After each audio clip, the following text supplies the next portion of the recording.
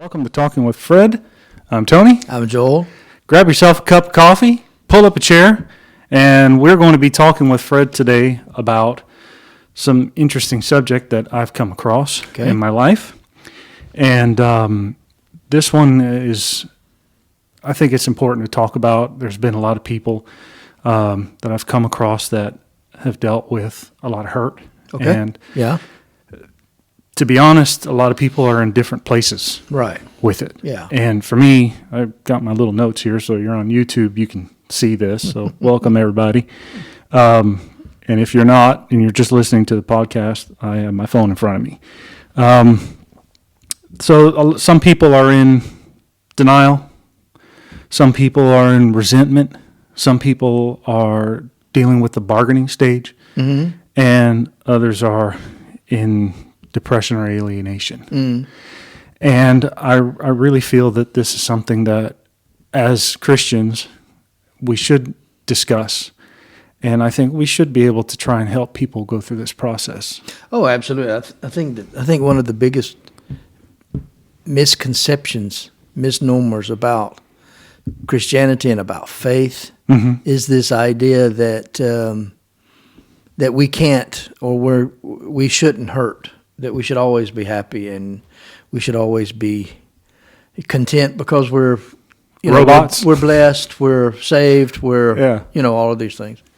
And I just think that that's I think people fail to realize too that Jesus went through these things himself. But I think it's important to realize that if you read the Bible, which I hope you do, but if pay attention to how many times there is a struggle, right, between one thing and another.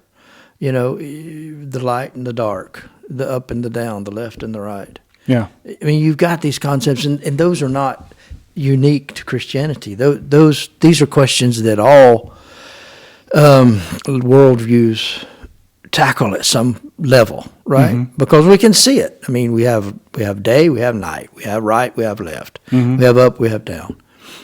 But I think it's denial is something that we do as humans, naturally. Right? When something happens, our first natural reaction is to deny it. This can't be happening, right? In whatever situation it is, if it's a broken relationship, if it's a bad family situation, if it's a job situation, economic situation, if it's something personal, whatever. Denial seems to just be the one thing that everybody starts out with.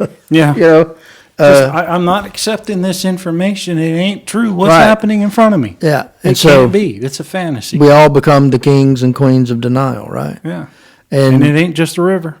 And so that's part of but that's also part of the process. I think that in that phase of denial, at some level, it's also making us slowly face the fact that something's wrong.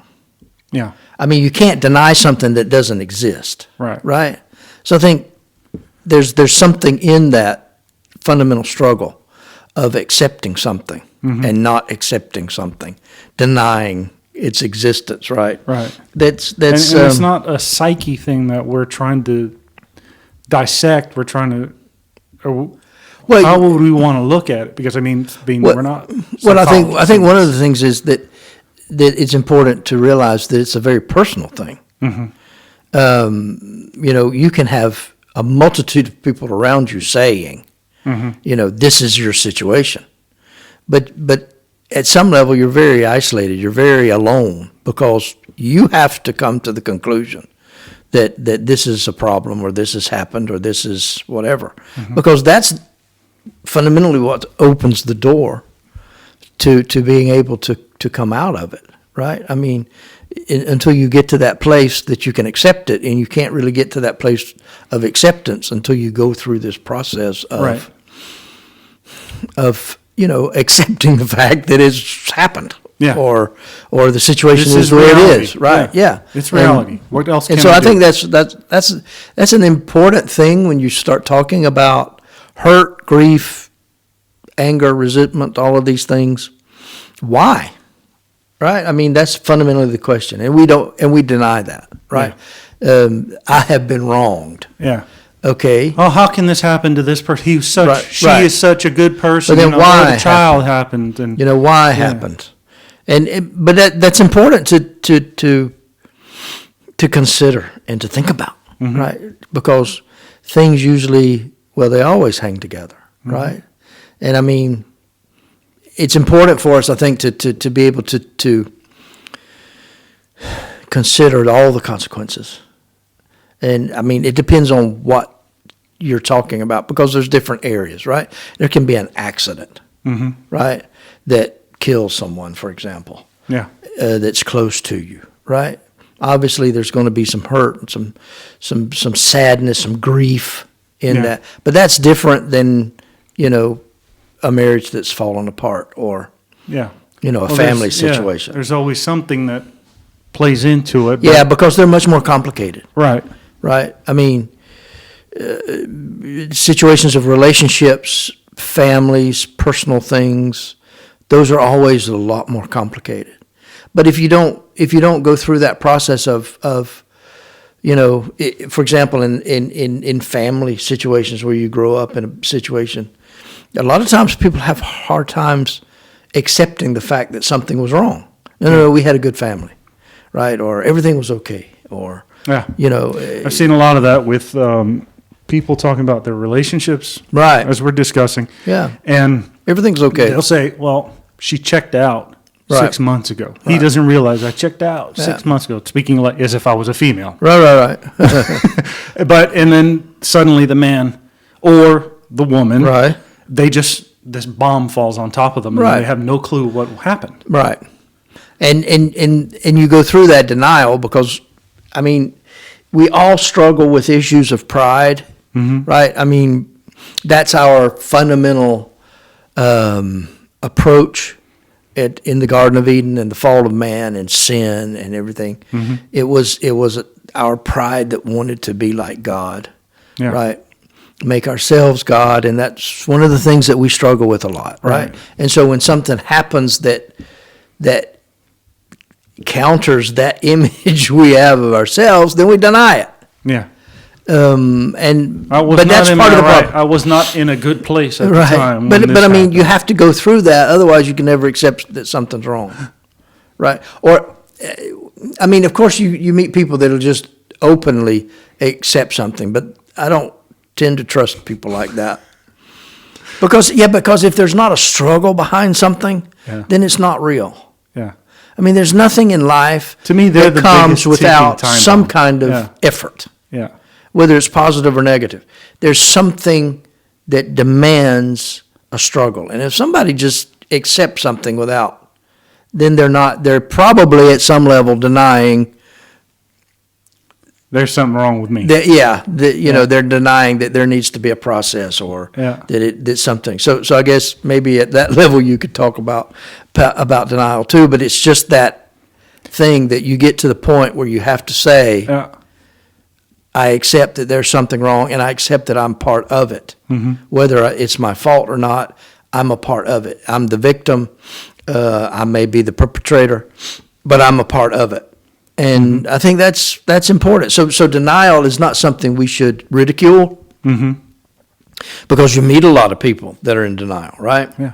But I think that demands a lot of care and understanding and patience. I mean, that's part of being, the fruits of the Spirit is patience. The most difficult one of them, patience. In a lot of contexts, patience is really the one that tests us, right? But if someone's in denial, and you just begin to bombard them with all facts or opinions or what you think, it doesn't help the situation. Sometimes you just need someone to listen to you. Yeah, that's it. And I was talking about that the other day with someone, and they're saying, sometimes when I'm venting, I just need to vent. And then the one I'm talking to is trying to give me advice. And it's like, I don't want your advice. I just need to release this. Yeah, and I think that's where it behooves us to be a little bit more observant, to the people around us, people that matter to us, people that are important to us, that we're a little bit more observant, because I think that's okay. It's fine to rant, but at the same time, you also need to make them aware that you are actually listening to them. Right? There's no one better to know this than a pastor, because he talks to a lot of people. And so you know, sometimes people will rant about something, and when they're finished, you can just simply ask them, do you really think that? Not that you're expecting an answer, but you want to set rhetorical something. questions. Yeah, you want to set something, motion in something. You want them to begin to think about. Yeah. Think is that really the way it is? Yeah. And if you can sow that seed of question in their mind, then that will help them, because then they'll begin to either accept it or whatever. It's kind of funny, because I saw a video that went viral. Yeah. And this is a subject that we may not cover, but I won't mention what the subject is. But it was this big argument going back and forth, and the man sitting behind the table who was against the situation, he threw a fact at the young lady, and you could just see it was like the brain break. Right. Suddenly buffering, and she started thinking about what the other side of the argument was. Was I right? What's going on? What's the information? Yeah. And she started searching it. But we have this disconnect, these two areas. We have our intellect and we have our emotions, right? And there's so many things in life that are determined by our emotions that we tend to set our intellect, to the side. And that's a part of life. I mean, that's the way we are, and that's not a bad thing. But when you're in that stage of denial, when you're in that stage of having difficulty with accepting reality, then your what do you want to say? Your objective is to become honest with yourself, right? Come to a point that you can just honestly begin to accept something, right? And that's difficult for humans, because it demands humility. Because you can't. It's a very difficult thing. You can't be honest with yourself unless you're willing to accept that you could be wrong, right? They say, the old saying goes that dangerous people are people that are smart enough to know they're right, but they're not smart enough to know they're wrong. And that's part of humility. You have to be able to come to a point where you say, yeah, maybe I'm looking at this wrong, or maybe I should look at it from a different perspective. Because even if you've been a victim, for example, right? Then it doesn't appear to be to your best interest to be honest in the sense of saying, I'm a part of this. Well, that's true. I agree. However, if you continue to look at the situation from the point of view that you're looking at it, then you're not going to progress. If you're going to make progress, you're going to have to change your perspective, right? You're going to have to accept some things. You're going to have to move your outlook on things. And I think that's what faith does, because when it comes down to it, the only thing that can move us out of denial is hope, right? And to be honest with ourselves and say, this is where I'm at, and I'm stuck. Yeah. Because at some level, that's what denial is. It's a good point of like regrouping yourself. Right. And you can be stuck, and you can be looking and saying, I can't get out of this. I can't get out of this. I've been wronged. And if you would just look over to your right, then you would see there's a help, ladder, right? Yeah. But you can't see it because you're just looking at it. So sometimes it's just a question of saying, okay, let me accept this. Let me just be humble. Let me just say, okay, let me look at this from another situation. We're not trying to give anybody make somebody right if we've been wronged. We're not trying to accept bad behavior. That's not what forgiveness is about. Forgiveness is not, accepting behavior, Forgiveness is drawing a line in the sand and saying no more. Yeah. Right? But the problem that we face in those situations, right, if we keep standing in the same place we drew the line in the sand, then we're never going to get anywhere. We're just as stuck. And the other person moves on, right? And we use the rest of our lives talking about the line in the sand that we've drawn. Okay, but, you need to go on. In fact, you need to be so further down the road that you can't see the line in the sand anymore. Yeah. But a lot of people get caught. And it's amazing how many people are in a situation when they have forgiven, quote unquote, and they have said, I will not accept this anymore, and which is the right way to do it, and say, this is my limit, this is my, I'm not going any further. Right. And then they get stuck right there, right? And they continue to talk about that all the time, you know. That's sad. Yeah, you see that a lot online, and people just say, you know what? I've seen a lot of comments with men. They'll say, this is why I'm not getting into another relationship again. I've been hurt. Right. And I'm done with that. But that's I don't because want another relationship. But that's because they're stuck, right? Because the point about all of this is that if you're going to get past this point, right, then you're going to have faith. And faith has got to do with hope. Faith has got to do with trust, right? We hope for things that we can't see. We trust in things that we know will happen, but we can't see happening, right? It's holding that. We've talked about that in other podcasts, is that I know this feeling, this hurt. Yeah. And so I have been wronged. I can't trust anyone anymore because this feeling is okay. I trust it. Well, yeah. And I don't know what else But is out there. So that's interesting because you're right. A lot of people say that. But the fact of the matter is they can trust.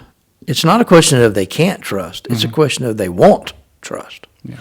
And if you get to the point where you say, I can't trust anybody, then you're the problem. Because, there are a lot of injustices in the world.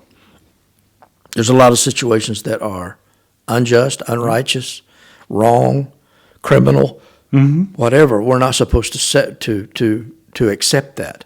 But to then extrapolate that opinion to all people. We see this a lot in men, especially right now. If you look on social media, there's a lot of men talking about, I'm giving up women. I'm not going to have it. Okay, it's well, amazing. You've taken your bad experience, and now you're extrapolating it to all women. Yeah. And that's unfortunate. And the same thing on the flip side. And the same thing on the flip side. And that's very fortunate because that's not the way it is. And if you can't be the one to go out and say, hey, I will be a trustworthy person and I will also work to find someone that I can trust, then you're not going to get anywhere. Then you're going to end up like the people on social media, bitter, irritated, angry, whatever, because they're totally in denial about the truth of the matter. And you have to get to that point and say, you know what, it was wrong, it happened, it hurt. I was a part of it, right or wrong, it doesn't matter, but I'm not going to stay in the position that I'm in right now. Yeah. Because if I do that, that's then death. My life view never changes. Yeah. But in reality, we've talked about it as death. When you're stuck in that situation, there's no movement. Exactly. There is an image of death of being someone that has just stopped, right? No movement, no progress, no development. That's death. And part of the danger of denial, if you continue into it, is you become isolated, right? And I mean, no one ever needs to know or needs to ask what that means that's watched a nature program on television, right? I mean, when you see a pack of lions start hunting, right, in Africa, they isolate the weak ones, right? They don't go on a full frontal attack. They keep running and they keep running until the tired one begins to isolate themselves, right? And then when they get isolated enough, they surround them, and then they kill them. And that's why I've told people millions of times, not millions, but many, many, many times, that'll come to me and want to talk about something. But I see in their behavior that they were at one time very passionate, right? But let's take something that's maybe not, that's a little bit more neutral. Let's take a pick, someone that is really a part of the fellowship, really a part of the church, really a part of faith. They're really excited about it, and they come all the time, and and then the honeymoon's over, and they kind of get into this routine, and they get into this rut, and they begin to come, and then suddenly they don't come every Sunday, they come every other, and then it develops once into other Sunday, and then once a month, and then once every other month. Well, that's a slow process of isolation. Yeah. And when you become isolated, your enemy is not going to do anything to you when you're coming every other Sunday. It's just like the pack of lions that are following at a distance, right? But you're marking yourself. You're telling your enemy, I'm vulnerable, right? I'm dissatisfied. I'm unsatisfied. I'm irritated. I'm angry, I'm hurt, I'm whatever, but it's like a red flag, right? The lion is going around out there looking for who he can devour, and suddenly you're in neon lights, here I am, right? Yeah. Instead of turning it around and saying, no, I'm going to stay in my fellowship, and I'm going to start talking. I'm going to start telling people around me, I'm not doing okay, right? I don't understand what's going on. I'm stuck. Yeah. Somebody help me get out of this, right? And then somebody comes along, and this is what can hurt a lot of people in a church situation. Somebody will come along and say, yeah, but you're part of the problem. And they don't want to hear that, right? But that's part of being honest with yourself, to say, well, okay, a lot of this I meet when I talk with people that want to talk about family issues, right? Growing up issues. That's the big thing in our time, right? Daddy was a bad man. All of our behavior, is based on our childhood, and I agree. I don't disagree. However, and we're not stomping on it. The fact of the matter is, you would not be here if it wasn't for them. If it wasn't for them, without their DNA, you wouldn't be here, and you're here because you won. I mean, we know now the process of fertilization. We know what happens. And so you were the one of the 500 million that was deposited that won the race. So you're here because you wanted to be here. Yeah. And that goes to the very essence of what God did when he created us, right? He created us that way. First of all, so that we would understand that our fathers and our mothers are not responsible for our happiness. They can be responsible for the hurt. They can be responsible for all of the other things that goes on, but they can't be responsible for your happiness, right? Because you won the race. You're here because you want to be here. And you can't blame them, because if it wasn't to be, you wouldn't have won the race. Nothing that drove me more nuts after Sunday service growing up, when Dad decided to come to church. And he would go, now you've stolen my blessing. He would get upset about something. You stole my blessing. Sorry, guy. No one steals it. Yeah, and those are problems that you have to face and deal with, right? Yeah. But you can't face and deal with it until you get to the point where you say, it's not going to steal my blessing, right? I'm not going to let this devour me. Yeah, exactly. I'm not going to deal with this situation from the point of view of anger or frustration or anything. I'm going to find my own happiness, and that's where the faith comes in. That's where the hope comes in. That's where our reliance on something that is in us that wants something better can come to the surface, right? And I think a lot of people, too, need to understand that there's a lot out there that is going to deceive you getting to that happiness, because people will search into different things. And not so much as into detail of whom, but I know a person that lost someone very close, and they decided to go and seek out answers to get closure. And they went to a medium to start talking to spirits and things like that. And it's like, it's careful in that aspect, because it's a tendency in the human experience to want And it hasn't helped in the times that we live in with social media the way it is. I mean, the attention span is what now down to a few seconds of people, right? So we want an answer and we want it now, right? And so we tend to react very quickly to situations. But to regroup in a situation of hurt, to regroup in a situation where you've been in denial, you've come to the point where you say, okay, there's a problem and I want to move on. I don't want to be stuck anymore. Then you have to regroup. And part of regrouping is being patient, right? There's that P word again. Yeah, not running out and trying to solve your problem yourself, but be patient. And that's where the context of a fellowship in a church really begins to play into our saneness, into our health, mentally and emotionally and physically, because we are afforded a place to be still. We're afforded a place of protection, of love. We're afforded a place where we can breathe, that we can give time, so that the right answer can begin to come to us and doors can begin to be open. I mean, the psalmist says, those that wait, I wait on you, Lord. I wait on you, right?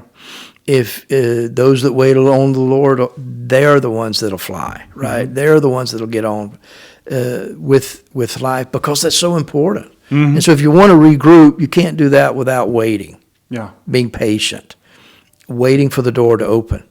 And when the door opens, then you'll find out, okay, this is how reality was. That's a revelation, right? And that's what we're going after, right? We want that revelation as to not only that this happened, that where did this come from? Being a pastor, I mean, you yourself obviously are human just like anyone else. You have your life that you have to live also and everything. And most people want to talk to the pastor to get counseling and everything. But there are others in the church as well, isn't there? Absolutely. That would be just as good. I mean, people do get relationships in church. Well, I mean, I'm not talking about like romantic, but you gain a good friendship with someone close or group leader, something.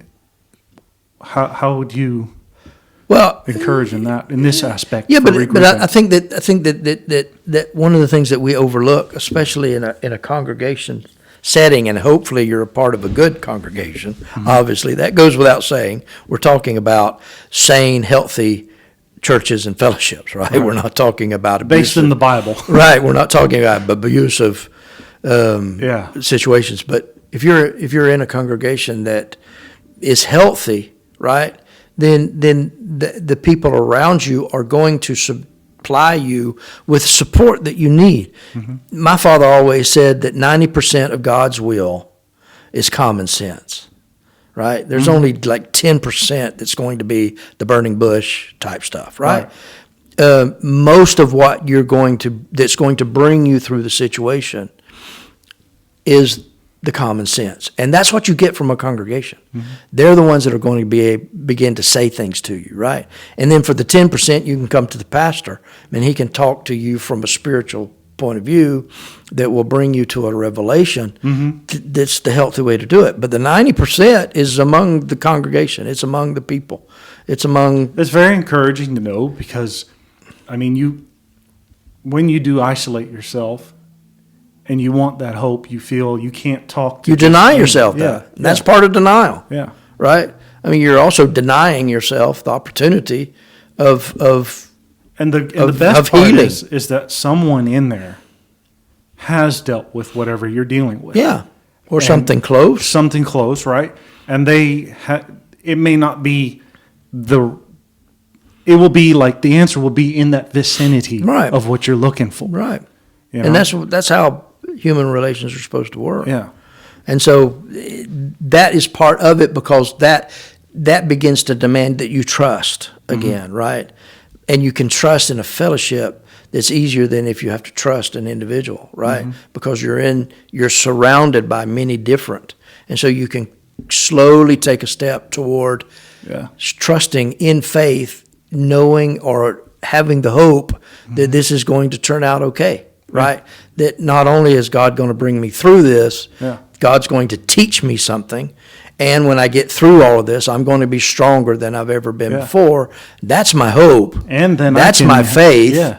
Right? And so that's what moves me forward. And I can be that one light to someone else that needs that. And then we're the ones that then can help those following us. Yeah. Right. And so that's how it works. Mm-hmm. And you have to have that faith, that hey, I know that I have hope. Yeah. I mean, hope is the expectation of something good is going to happen, right? All the time. Fear is the expectation of something bad is going to happen, right? Yeah. So that's your choice. Yeah. If you stay in denial and you stay where you're at and you don't change anything, then fear is going to take you over because your expectation is this is going to happen again. Yeah. And you confirm that in your own life by looking down at the line that you drew in the sand because you haven't moved on. Yep. Right? And you say, see, there's the line in the sand. Well, you're also telling yourself, I need that line in the sand because it's going to happen again. Yeah. Right? No, I drew the line in the sand in that time and situation in my life because I was tired of that situation, and now I've moved on. Yeah.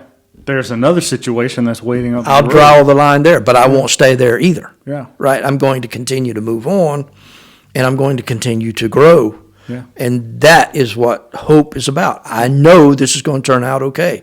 I know that God, it can bring healing, restoration. Yeah. He can bring salvation. He can change everything in my life. Mm-hmm. So I'm going to give it to Him, and I'm going to follow Him. Right. And a good analogy or visualization is like that scene from Lord of the Rings, you shall not pass. Right. And that's it. You move forward. But then you the move. Next one, but that thing will stay where it is because it's not allowed to pass. Yeah, well, if it's a dead-end road, then turn around and go another direction, right? But so many people just park. Yeah. I'm stuck here. This is it. Yeah. There's no ladder over. Right. So always remember there's hope. Doesn't matter how dark it looks, there's hope. And so get with a fellowship. Right. Talk to someone that is really close with you. Especially in that fellowship, look around you. Someone has dealt with whatever it is that you're dealing with, and they're going to point the direction that God is trying to lead you to. And that's always the best that you can have. So, God bless you guys, and we'll continue discussing some more of these in the next one. And if you have any questions, please feel free to leave a comment. Don't forget to subscribe to our YouTube channel. And you can follow us on our social media accounts as well. You can even leave comments on Facebook at Talking with Fred. We do try to do some things with TikTok as well. You can find us there. And God bless you guys, and may His peace be upon you.